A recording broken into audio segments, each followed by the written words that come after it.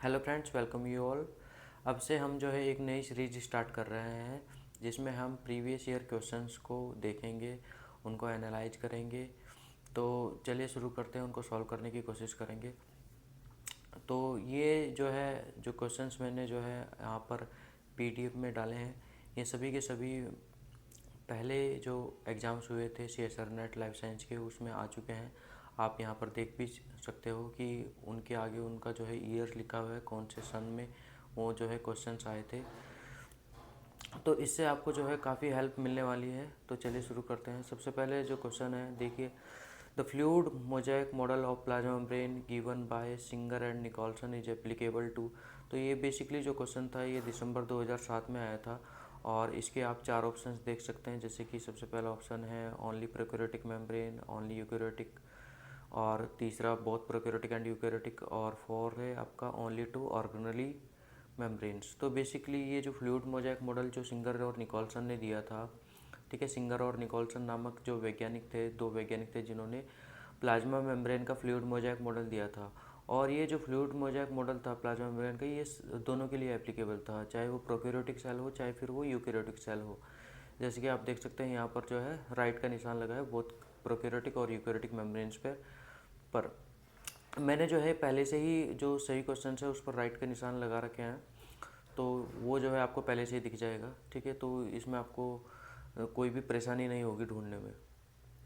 इसके बाद second question जो जून 2010 में आया हुआ है, which of the following cell is a model system for elucidation of lipid bilayer of plasma membrane. तो इसका कहने का मतलब ये है कि लिपिड बाय लेयर जो प्लाज्मा मेम्ब्रेन की जो लिपिड बाय लेयर है उसके लिए मॉडल सिस्टम जो है बेसिकली किसका यूज किया जाता है। तो मॉडल सिस्टम के लिए हम मुख्य रूप से आरबीसी कोशिकाओं का यूज करते हैं। ये हमारे लिए एक मॉडल सिस्टम हो सकता है स्टडी करने के लिए बेसिकली। जैसे कि मॉडल ऑर्गेनिज्म जैसे कि ड्रोसोफिला हो सकता है और सी एलिगेंस हो सकता है। ऐसे ही जो है मॉडल जो सिस्टम है प्लाज्मा मेम्ब्रेन की स्टडी के लिए लिपिड बायलेयर की, वो आरबीसी हो सकती है। तो यहाँ पर चार ऑप्शन है, जैसे कि bacterial cell, virus, kidney cell. तो ये तो वैसे भी नहीं होंगे वायरस और किडनी सेल, ठीक है। तो इसमें जो है साफ साफ जो है दिख रहा है कि आरबीसी जो है एक मॉडल सिस्टम है। इसके बाद दिसंबर 2011 में आया हुआ क्वेश्चन है, most common type of phospholipid in the cell membrane of myelin sheath surrounding nerve cell is. तो ये कह रहा है कि जो नर्व सेल्स है, जो न्यूरॉन कोशिकाएं होती हैं हमारी, तंत्रिका कोशिकाएं होती हैं बेसिकली, उनके चारों ओर एक माइलिन शीथ होती है। ठीक है, सेल मेम्ब्रेन की एक माइलिन शीथ होती है। उसमें जो है जो मुख्य प्रकार का जो फॉस्फोलिपिड है वो कौन सा पाया जाता है। तो इसमें चार ऑप्शन है, जैसे कि फॉस्फेटिडाइल कोलिन है, फॉस्फेटिडाइल इनोसिटॉल है, फॉस्फेटिडाइल सेरीन है और स्पिंगोमाइलिन है। तो इसमें मुख्य रूप से जो नर्व सेल के सराउंडिंग में माइलिन शीथ की सेल मेम्ब्रेन को बनाता है मुख्य रूप से, वो स्पिंगोमाइलिन होता है। तो स्पिंगोमाइलिन बेसिकली जो कि सराउंड करता है किसको, नर्व सेल को, जो माइलिन शीथ बनी होती है। आपने सुना होगा माइलिन शीथ जो है बेसिकली माइलिन शीथ के अकॉर्डिंग जो है नर्व सेल दो प्रकार की हो सकती है, माइलिनेटेड न्यूरॉन्स और non myelinated neurons basically. Next question की बात करें जो कि जून 2012 में आया हुआ है। तो ये जो हम बात कर रहे हैं ये मुख्य रूप से हम बात कर रहे हैं मेम्ब्रेन स्ट्रक्चर की बात करें। मतलब मेम्ब्रेन स्ट्रक्चर मतलब ये इस यूनिट से बेसिकली मेम्ब्रेन स्ट्रक्चर की अगर हम बात करें तो मेम्ब्रेन स्ट्रक्चर से लगभग जो है काफ़ी क्वेश्चंस आ चुके हैं हमारे प्रीवियस ईयर्स में। CSR नेट लाइफ साइंस की बात करें अगर, तो ये सारे जो है क्वेश्चंस है। सबसे अब नेक्स्ट क्वेश्चन की बात करते हैं। जैसे फॉस्फेटिडाइल सेरीन एक इम्पॉर्टेंट कंपोनेंट है बायोलॉजिकल मेम्ब्रेन का, और ये कहाँ पर लोकेटेड होता है। तो वैसे अगर हम इन जनरली बात करें तो जो फॉस्फेटिडाइल सेरीन होता है वो जो है अंदर की तरफ होता है। ठीक है, जो इनर लीफलेट होती है प्लाज्मा मेम्ब्रेन की, इनर लीफलेट में होता है, लेकिन but flip flops to outer leaflet under specific condition. ये जो है बाहर की जो लीफलेट होती है, आउटर लीफलेट होती है, उसमें भी जा सकता है। और अगर ये उसमें चला जाएगा तो उसमें फिर सेल का जो है एक सिग्नल क्रिएट होगा जिसे कहते हैं ईट मी सिग्नल। तो ये वैसे बाहर जाना नहीं चाहिए, अगर ये बाहर जाएगा तो एक सिग्नल क्रिएट होगा जिसे हम ईट मी सिग्नल कहेंगे। इसलिए ये जो है इनर लीफलेट के अंदर ही रहता है। तो जब भी सिग्नल जो है क्रिएट करना होता है ईट मी सिग्नल, तो ये फ्लिप फ्लॉप करके जो है आउटर लीफलेट्स में चला जाता है। उसने वही बोल रखा है कि द इनर लीफलेट में पाया जाता है but flip flops to outer leaflet under specific condition. तो जब सेल को सिग्नल क्रिएट करना है ईट मी सिग्नल का, तो तब ये जो है उन स्पेसिफिक कंडीशंस में फ्लिप फ्लॉप करके जो है आउटर लीफलेट्स में जा सकता है। यहाँ पर सिंपल एक्सप्लेनेशन है, ठीक है। तो फॉस्फेटिडाइल सेरीन जैसे यहाँ ऑप्शन में दे रखा है the outer leaflet but flip flop to inner, नहीं, गलत है बिल्कुल भी, ये जो है गलत है, ये वाला गलत है, ये नहीं हो सकता, ये गलत है, ठीक है। तो ये जो है इन चारों ऑप्शंस में से ये वाला क्वेश्चन, ये वाला ऑप्शन जो है सबसे सही है। इसके बाद नेक्स्ट जो क्वेश्चन है वो दिसंबर 2015 में आया हुआ है और ये बेसिकली ग्लाइकोफोरिन के बारे में है। Glycophorin having one highly hydrophobic domain, एक हाईली हाइड्रोफोबिक डोमेन होता है उसके पास is able to span a phospholipid bilayer membrane only, एक बार में जो है वो स्पैन करता है। मतलब जैसे कई सारी प्रोटीन जो है 7 मेम्ब्रेन पास होती है, ठीक है, 7 पास होती है, तो जो ग्लाइकोफोरिन जो प्रोटीन है वो केवल एक बार ही लिपिड बाई लेयर को स्पैन करता है। इसमें लिखा है ट्वाइस, थ्राइस, 4 टाइम्स, ऐसा कुछ नहीं है, ये जो है केवल एक ही बार स्पैन करता है। इसके बाद ये रिसेंटली जो आया हुआ क्वेश्चन है दिसंबर 2018 में, if one of the 2 fatty acyl chains is removed from the phosphoglyceride, ये कह रहा है कि अगर फॉस्फोग्लिसराइड से हम हाइड्रोलाइसिस करें उसका और उसमें से 2 चेन में से एक चेन जो है फैटी एसाइल की निकाल दे, तो तब जो है कौन सा जो फॉस्फोलिपिड्स है वो कौन सी स्ट्रक्चर को फॉर्म करेगा? क्या वो लाइपोसोम्स को फॉर्म करेगा? नहीं, लाइपोसोम्स को नहीं फॉर्म करेगा। लाइपोसोम्स तो बेसिकली तब फॉर्म करेगा अगर 2 फैटी एसाइल चेन ही हो। अगर उसमें से एक हटा दी है तो वो किसको फॉर्म करेगा? मिसेल्स को बनाएगा। मिसेल्स लाइक मतलब जैसे आप डिटर्जेंट जो है पानी में घोलते हैं और वो जो बबल्स क्रिएट होते हैं, पानी के बबल्स जो क्रिएट होते हैं उनको मिसेल्स बोलते हैं, ठीक है। तो पानी के जो बबल्स हैं उनको मिसेल्स बोलते हैं मुख्य रूप से। अब ये एक मॉडल पेपर का क्वेश्चन है, ठीक है, मॉडल पेपर का क्वेश्चन है ये। इसमें लिखा हुआ है कि which of the following predicted property of lipid bilayers would result if the phospholipid had only 1 hydrocarbon chain instead of 2। तो ये कह रहा है कि which of the following predicted property of lipid bilayers, तो क्या जो है प्रिडिक्टेड प्रॉपर्टी होगी, क्या गुण होगा लिपिड बाइलेयर का अगर क्या करे, अगर फॉस्फोलिपिड में केवल एक हाइड्रोकार्बन चेन हो इंस्टेड ऑफ 2। तो अगर फॉस्फोलिपिड में केवल एक ही हाइड्रोकार्बन चेन होगी तो तब क्या होगा? The diameter of the head group would be much larger. जो हेड ग्रुप है, ठीक है, फॉस्फोलिपिड का अगर आपने डायग्राम देखा हो तो फॉस्फोलिपिड में जो हेड ग्रुप होता है उसका जो डायमीटर है वो लार्जर होता है than the acyl chain and would tend to form micelles rather than bilayers. देखिए ये जो क्वेश्चन है यहाँ पर भी देखो, जैसे इसने एक सेम ही बात करी है कि 2 फैटे एसाइल चेन है, उसमें से अगर आप एक रिमूव कर दोगे तो क्या बनाएगा? मिसेल्स बनाएगा। यहाँ पर भी ये क्या कह रहा है कि अगर आप फॉस्फोलिपिड से में केवल एक ही हाइड्रोकार्बन चेन हो 2 के बजाय, तो तब क्या होगा? तब भी मिसेल्स ही बनेंगे, तब कौन सा अलग बात हो जाएगी। तो सिंपल सरल बात है, इसको समझने की आपको एक कोशिश करनी है और आपको जो है इजीली समझ में आ जाएगा। तो क्या है कि जो डायमीटर है वो हेड ग्रुप का वो बेसिकली लार्जर है देन द एसाइल चेन, और वो जब पानी में आप डालेंगे तो क्या बनाएगा? वो मिसेल्स बनाएगा रेदर देन द बाइलेयर्स, ठीक है। बाइलेयर्स तो वो तभी बनाएगा जब उसके पास क्या हो?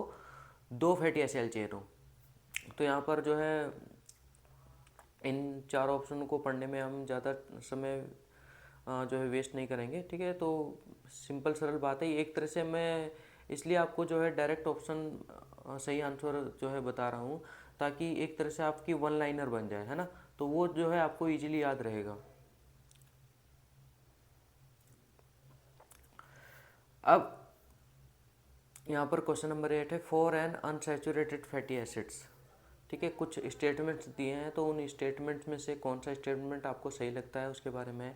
तो जैसे मैंने राइट का निशान लगा रखा है, जो अनसैचुरेटेड फैटी एसिड्स होते हैं जिनमें अनसैचुरेटेड, सबसे पहले बात तो ये है कि अनसैचुरेटेड फैटी एसिड होते क्या हैं। अनसैचुरेटेड फैटी एसिड वो फैटी एसिड होते हैं जिनमें क्या होता है, किंक या बेंट आया हुआ होता है बेसिकली।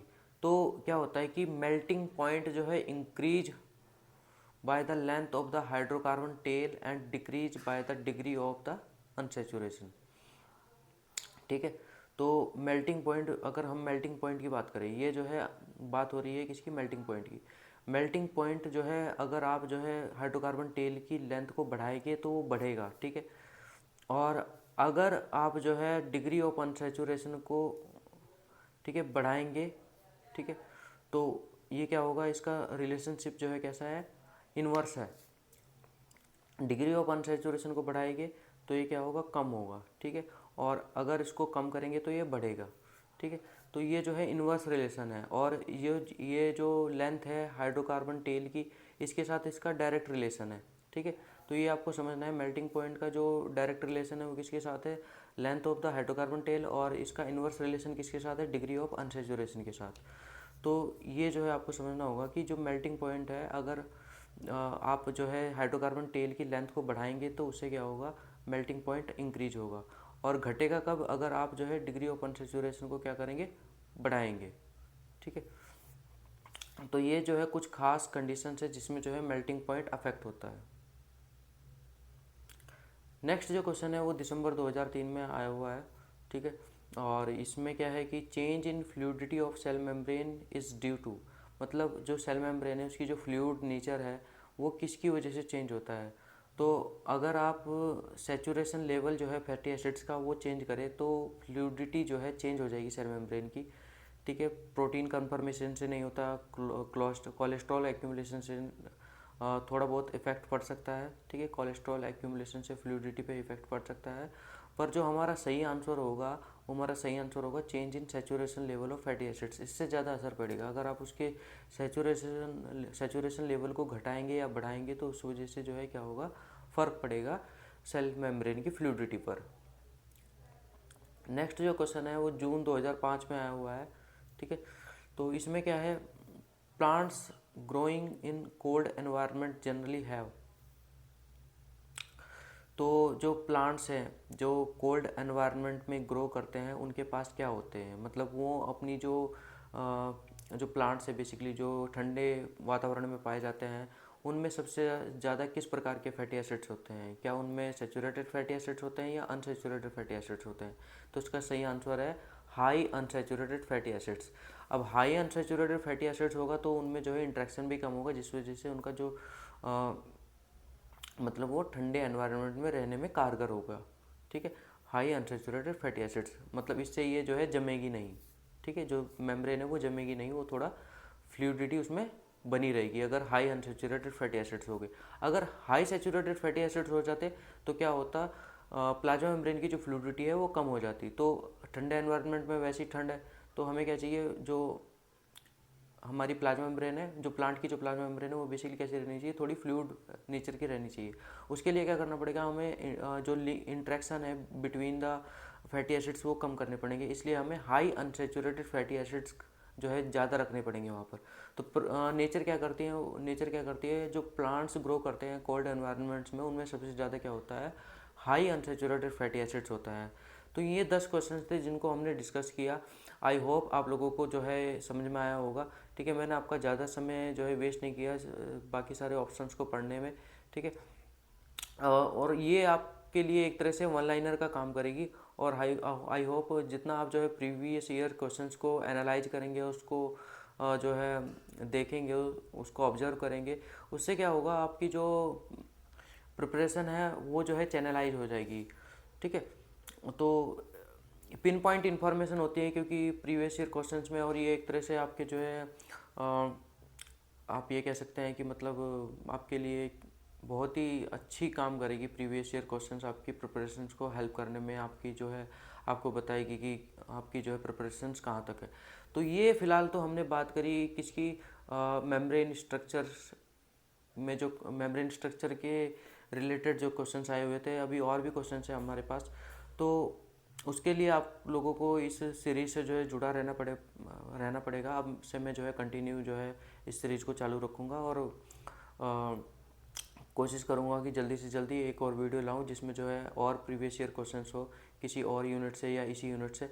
ठीक है, तो इसको हम जो है लेकर के चलेंगे। तब तक के लिए धन्यवाद, मिलते हैं नेक्स्ट वीडियो में। धन्यवाद।